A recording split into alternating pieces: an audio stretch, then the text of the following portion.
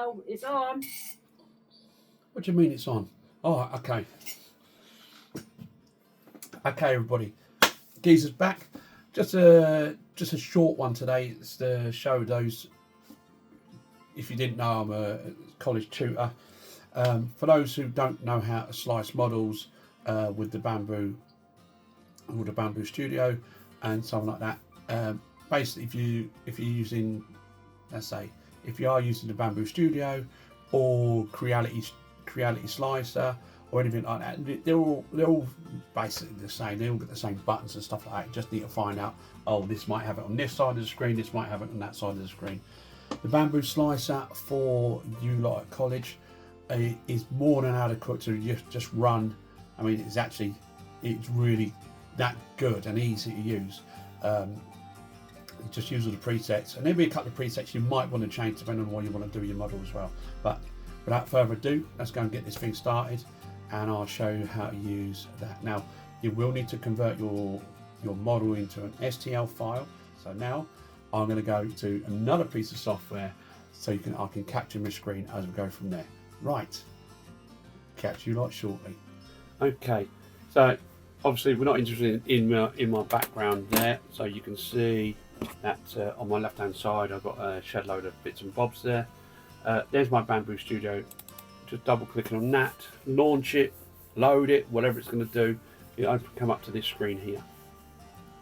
Might take a little bit of time to load some of the images there because it might come straight off the line, but we're not worried about that. What we need to do is to create a new project, which is this button on the top right hand corner, the green button. Click that once, and then just a simple thing. I'll just show you how to use this. So if you use the scroll in your mouse, zoom in and out. Okay, if you use the left button, so if you click it down, you can then orbit on there.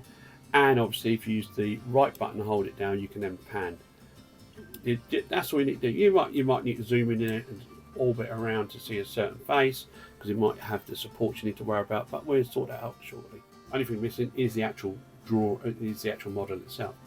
To load the model, you need to go to this bar here. You see here is the first one.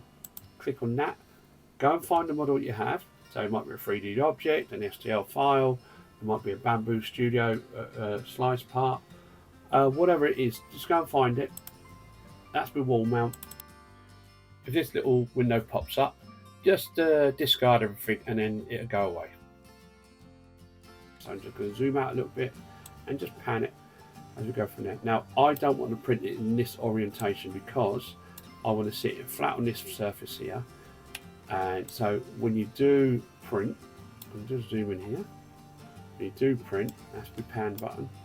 Just twist it around, orbit it a little bit more. I want to go round and round in the circle like so. So what I'm going to do now, just zoom out a little bit, is that you'll see this third icon up there, auto orient, and it puts it flat on its back. I need to put some support in this area here, which I'll show you how to do that as well. So anything that's overhanging that needs support, this covers what you need to do. So I've just moved it, so all I want to do is put it back in the middle of the plate. I've moved it off center, so clicking this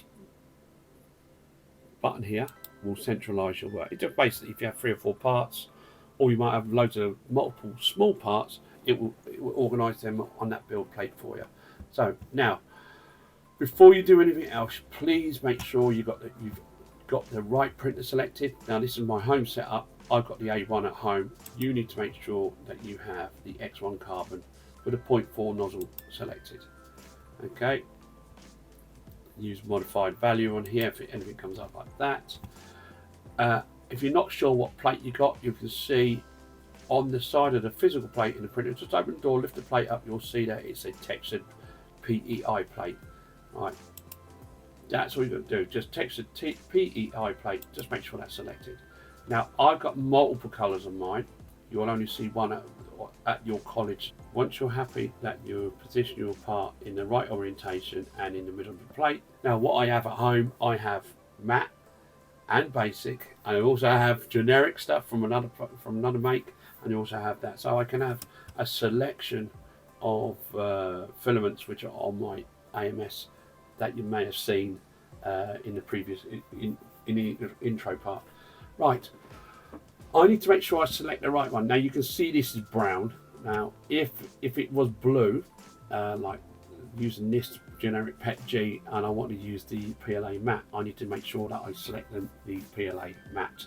The colour doesn't matter what's in here physically, because our printers that we have only have one colour. We haven't got an AMS on those, so whatever's in it, it will select it. Now if you choose to go with PETG or a different material that's not loaded, it won't work. Okay, it'll just say wrong material, it won't run it. So please make sure you make these selections.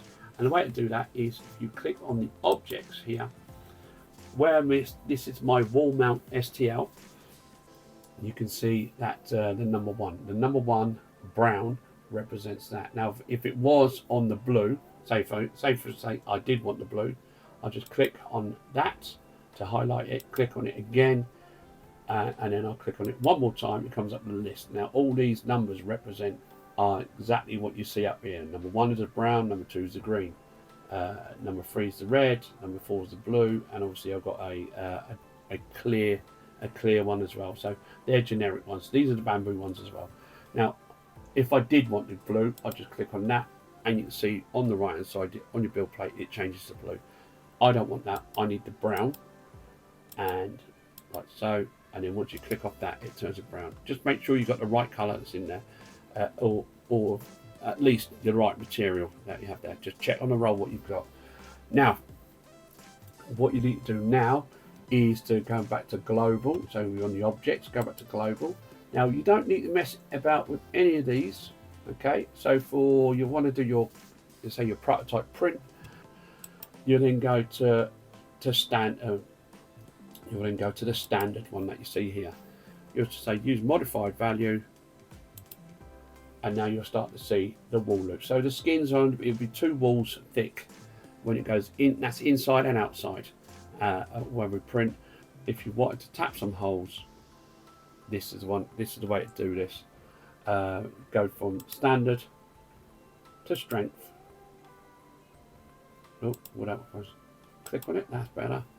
Use modified value, it will change the wall thickness from 2 back to 6.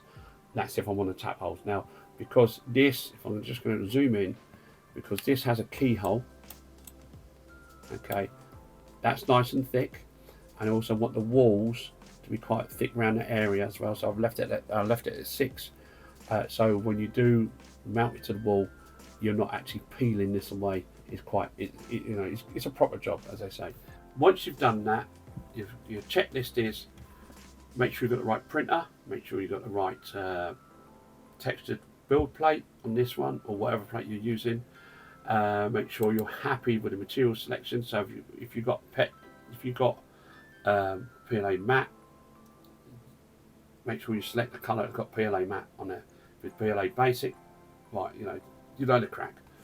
Once you're happy with that, choose the strength or the standard one that you want to use. If you want to go to super high, fine, then you'll probably want to use that. But bear in mind, if it takes an hour to do, let's say 40 layers, and you half the thickness, it's going to take 2 hours to print it. So it's going to give you a longer build time. Right, once you've got that sorted, all you need to do is hit preview, like so. In the bottom right hand corner, it's sorting out all the layers, and then once it does it comes up with this little table like you see up here, and you can zoom in and see what's up. Now if you grab this layer bar, you can actually see how it prints. This is practically solid apart from that bit there. So this is the area I was talking about. Just zoom in there. I've got multiple walls on there, so it would give it optimal strength, and you can see how it builds the layers up. This bit is empty. We'll just, I've got to put some support in there, so I went to a little bit thicker. 10-15% more than adequate, and you can see all the way down at the bottom. Now this green bit here that you can see on this is my support. Okay, now I didn't ask for support because it automatically done that. If you need support and it hasn't come in here, you need to make sure you enable it. So if you come out of this and go to press support, and you need to make sure that this area there is clicked on, right, is enabled. Once you're happy with your slicing and where it starts and stops, so this white line you see there, and this white line there, and this little bit of white line there, you can now start to see it's a bit around the front. This is where it starts those layers. That's the start position on those layers. Okay. Now, if there is a predominant line, you'd need to adjust it, but you can do that later on. Okay. So it's then started this layer here, as you can see on that one there. Right. So what we're going to do now, that's my slice model. If I was to print onto my printer now, I'll just hit print that. We haven't got that facility at our college.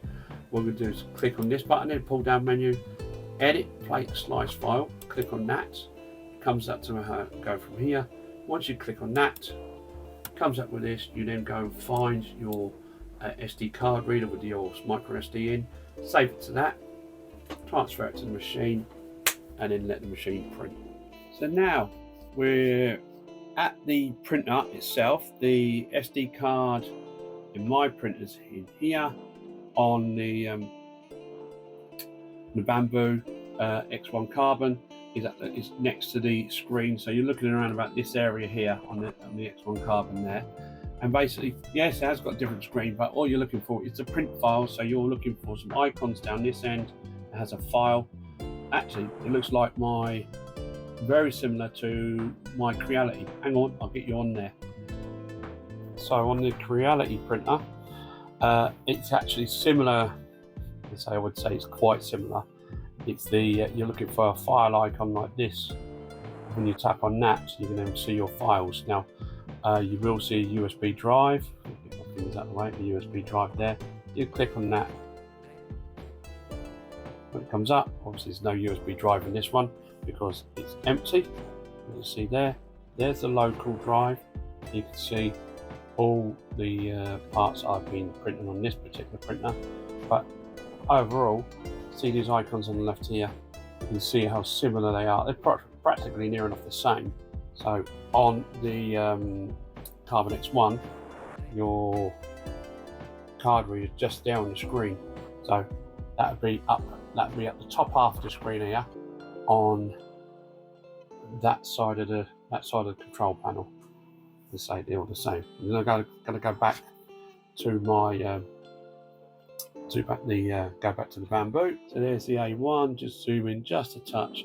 You say I just print the click files there, and I can see all the bits and pieces that I've got there now. And all of this stuff is on the micro SD card there. A little bit later on in the day, while I'm editing this. So, to say that's as far as I got there. So I'm looking to finish it off now. Once it's in the machine, once you transfer it into the SD card here, which will be on the side of the screen on the X1 Carbon, go to the files, and basically it's typically the same where you select your file, and as long as it's PLA, I can choose any PLA on that. There's the brown. Print, and it just runs through its setup print, and away it goes. And that's exactly what the X1 Carbon does. This one plays a little tune for me. Well, that's where they are. As you can see, that's what they look like. They're not perfect, but pretty perfect, if you know what I mean. There's some bits and bobs that are could have been done better. That's just messing around with the let's say the settings. I'm not doing this. I'm not going to print these again because they're practically near enough perfect there. You can see with the lines where it was going to start each layer exactly on the slicer, as you see on the actual model. You want to know what these do. We've got two remote control lights which are here. They just fit in the bottom there. I'm going to get it in. One there. One there. These are the lampshades that are on Maker Welch. You can buy it. You can just download the models for those. So the only thing I've done is that I've used those lampshades The lighting kit comes with a remote control. You can switch them on. Choose the colours that you want, so whites, blues, greens, reds, yellows, light blues, purples, or you can have it where it merges into from one colour to another. In a dark room, these are bloody bright, and they're just AAA batteries and a small remote control. Well, I hope you enjoyed today's video. As I say, we'll just put them on white, switch those off. Don't be afraid to get stuck in, okay? If you don't touch nothing to learn, you're not going to learn nothing, okay? So have a go. Got any problems, give me a shout in class. If you're in a different if those are in a different college or different school, always ask the tutor that you have in the class as well. You know, everybody learns together. It's been a while since I've done a video. Personal reasons happened over Christmas, and just as I'm about to start again, I got laryngitis, lost my voice again. I keep losing Potsy voice, but hey, it's back. I've had the antibiotics and that business. My throat's gone down. I have lost more weight, and also the update on my extension as well. There'll be some separate videos for that as well. I've just filmed this morning what I'm actually proposing or thinking or doing in my workshop.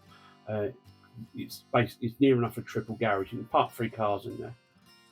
So you'll hear about that later on. Anyway, nice to see you all again. If you like to leave a comment in the bottom and ask me any questions or provide any advice or something like that. Say I don't know everything, but say I've been using these since 2016.